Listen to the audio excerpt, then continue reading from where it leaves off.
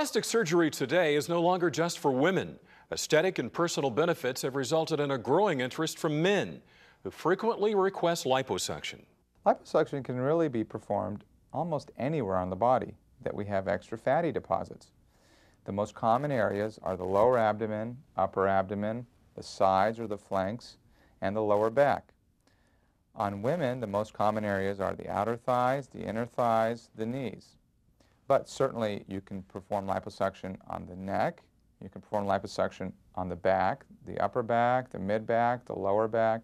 You can perform liposuction on the arms. You can even perform liposuction on the lower legs. So so really anywhere you find fat, external fat, you can suction it out.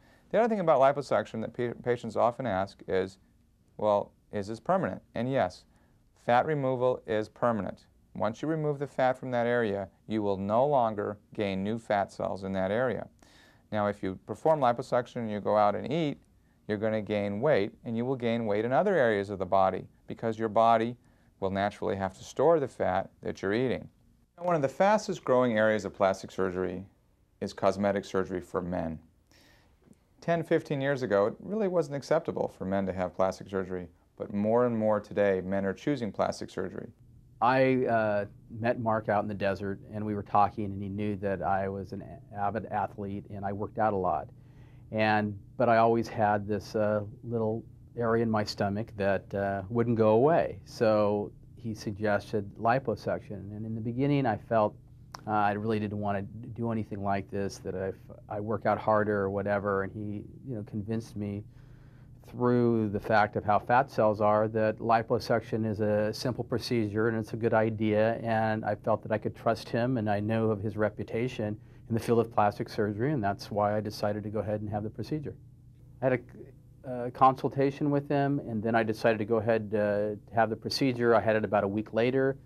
I recovered in a matter of a few days. The first day I was a little bit sore, like he explained to me. By the third or fourth day, I had no problems at all, and I was on my road to recovery. And within a few months, I felt great, and I no longer have this area where I have this little bit of fat. Recovery was no problem. He explained the amount of pain I would be in. He prescribed some pain medication for me. I took it for a day or two and then no longer really needed it, and it wasn't really a big problem. I think liposuction is for people that are basically in pretty good shape. They're not for people that are totally obese. I didn't expect a lot of results initially because of the swelling, and through working out, my body just seemed to feel better, and now I'm down to a 33-inch waist again. There are many things today that make liposuction better than it was just 10 years ago. The first is that we use very tiny cannulas, such as these. These cannulas are very thin. Traditional cannulas were huge. These are very thin and small, and so we can get much better contouring results, get rid of the rippling and irregularities that were associated with the larger cannulas. The second thing that we do today is we use a solution called tumescent solution, which is a solution that we put underneath the skin, which blows up the skin and helps magnify the area that we're going to suction. And it also helps control the bleeding and also helps control the discomfort the patient has. So tumescent solution, smaller cannulas have really improved liposuction. In addition, there's a new form of liposuction called ultrasonic liposuction, where we can actually liquefy the fat using ultrasonic waves. So all of these three modalities have helped to make liposuction better than it was just 10 years ago.